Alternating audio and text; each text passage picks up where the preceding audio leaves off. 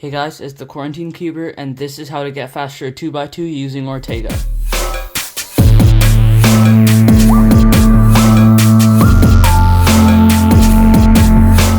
So recently I posted a video on how to improve at the 3x3 using the CFOP method. If you haven't seen that, it'll be in a card up there. And a lot of you guys seem to like that video, so I'm doing another video in the same style, but using Ortega on the 2x2. Similarly to last video, this video assumes you already know Ortega in its basic form. If you don't know it, I'll put a link in a card up there and also on the end screen. Ortega can be a pretty simple method, but if you optimize it, you can easily set sub 4 or sub 3 times on it. This video will be about how to optimize Ortega and solve it as efficiently as possible. So let's get started with number 1, plan efficient faces in inspection. Before we get into actually how to plan efficient faces, it's very important that you are color neutral on the 2x2. If you only know how to solve white faces, you'd be stuck with a pretty nasty white face on the scramble. For example, something like this. Instead, if you were color neutral, you could notice that orange has a pretty easy face like this. So now that you're hopefully color neutral, we can start to talk about how to plan efficient faces. The first thing you should notice is when you can combine pieces. For example, if I were to solve the red face on this scramble, without combining pieces, I would probably solve it something like this. I would insert this red piece, and then insert this red piece like this. So for this scramble, my solution was L, L2, U, L2. If you notice, the L at the beginning and the L2 right after that can cancel and become just an L prime. So my new face solution, by combining these two pieces into one insert, would be L prime, U, L2. Another example is in this scramble where I have an orange bar here and these two orange pieces. If I were to solve each piece separately, I would probably do R2 to solve this piece, and R, U, R prime to solve this piece. Just like the last case, that R2 and the R right afterwards can cancel into an R prime. So my new face solution, by combining pieces, would be R prime, U, R prime. Just by combining pieces, it won't save much time, but it'll definitely help with number 2, planning PFL during inspection. PFL means permuting the first layer instead of PLL being permuting the last layer. PFL is permuting the first layer. So what I mean by predicting PFL is knowing whether it'll be a solved layer on the bottom or whether it'll be a bar or not. A general rule for where you're going to get a bar is if you have opposites and an adjacent set of stickers, then the bar is going to be opposite the opposite stickers back here. And if you get opposite and opposite, there will be no bar in the layer. So for this face solution, it's pretty simple. I just do R, U prime, R. But before I do that, I want to know what case I'm going to have on the bottom. Well, just by tracing through the solution, this piece is going to move by an R2, which means the color here will be white. So that's opposite, opposite. And just by these two faces, I know that I'm going to have all opposites. So I'm going to have a diagonal swap on the bottom. And if we do the face solution, that's exactly what we get. Another example is for this green face. I would solve it by doing R2, U, R. And again, before I do that, I'd want to know what case I'm going to have on the bottom. Right off the bat, this is not opposite, which means I'm going to have a bar either on the front or the back. If I trace through my solution, this piece is going to move by R2 and then R, which means green's going to end up here and red's going to end up here. I have opposites here, so I know it's not going to be a bar here, so I know I'm going to have a bar back here. And if I do the solution, we see that's the case. And what this does is it eliminates a pause during PBL, so you don't need to look down at the bottom layer to know what case you have. Number 3, plan OLL during inspection. So this is an example of a strategy that you wouldn't normally do if you had an optimized Ortega, because in 3x3 you would never play an OLL during an inspection, but with Ortega it's actually pretty easy to do.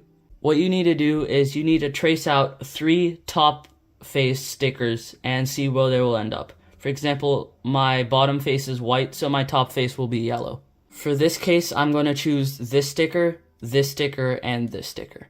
So first I would need to plan out my face, which is pretty simple. It's just inserting this corner with L prime, U prime, L. And then I need to see what those moves will do to each of these 3 stickers. Starting with this piece, L prime won't affect it. It'll move over here with U prime, and L won't affect it again. So I'll have a yellow sticker over here. Moving on to this piece, L prime won't do anything to it. It'll move back here with U prime, and it'll move here with L. So I have another yellow sticker here. And finally, with this sticker, L prime will hide it to the bottom layer. U prime won't affect it, and it'll move back to where it started with L. So I have stickers here, here, and here. And by deduction, you can know that the last yellow sticker will be on the front right, which means I will have the L case. And if I solve the face, that's exactly the case you have. Another example is with this green face, and I'm going to track these 2 blue stickers as well as this one. So my face solution would be R, U prime, R, and starting off with this sticker, R would move it to the top, U prime would move it over here, and R wouldn't affect it. So I have a blue sticker here.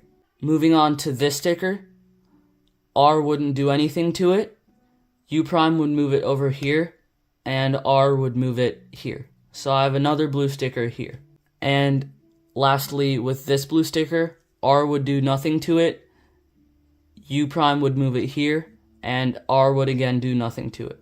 So I have stickers here, here, and here, and by deduction, the last sticker will be here, giving you a soon case. And if you solve the face, that's exactly what you get. And again, what this does is it eliminates a pause between your face and OLL, so you have a smoother transition to PBL. Number 4, learn more PBL algs. Learning more PBL algs mainly helps with avoiding rotations. For example, one of the most basic Ortega PBL cases is bar from the front. But if you get it from the back, if you don't know the back version of this alg, you'll have to do a Y2 before you start doing PBL, which is inefficient and it wastes time. Obviously, there are heaps of alternative algorithms you can use, but I'm just going to go over the 4 main cases that will help save the most rotations. Starting with bar, if you get it from the back, you can do this algorithm.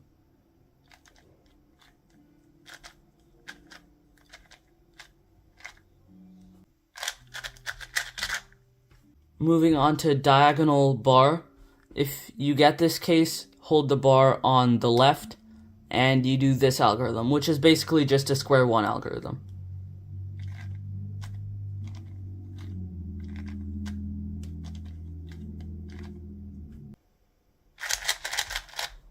Moving on to solved bar, if you get this case, hold the bar on the left side, and you basically just do a T-perm, but starting with R prime and ending with R2.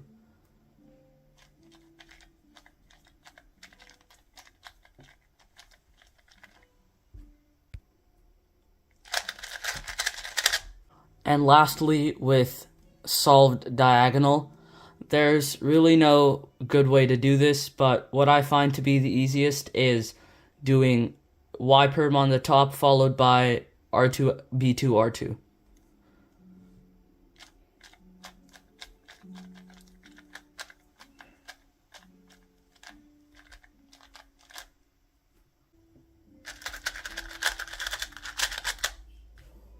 And lastly, number 5, predict your AUF during PBL.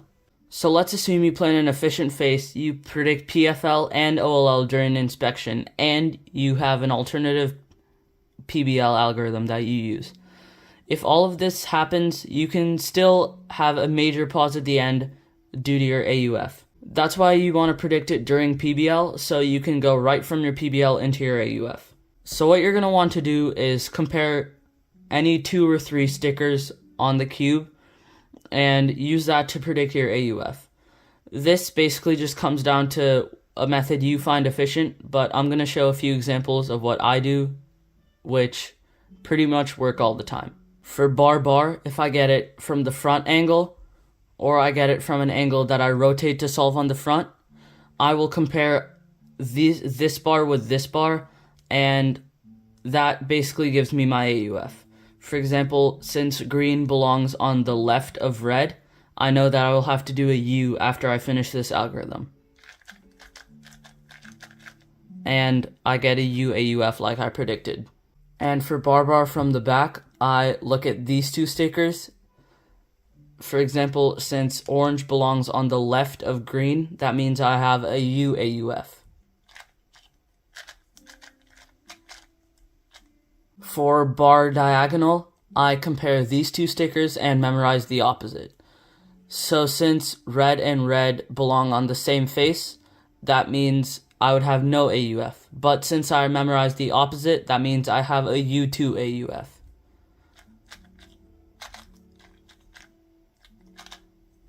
As I said, these are just examples, and there are many rules that you can use. For example, for bar diagonal, you can also use these 2 stickers, which tells you the AUF, which means I'm going to have a U2 after I finish the algorithm.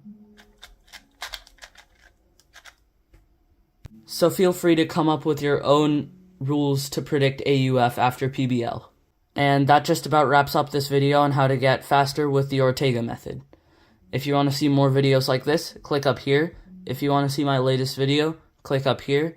If you want to see the video on how to get better at CFOP, click down here. And if you want to see the video that YouTube thinks you should watch next, click down here. As always, keep cubing at home, and see you next time.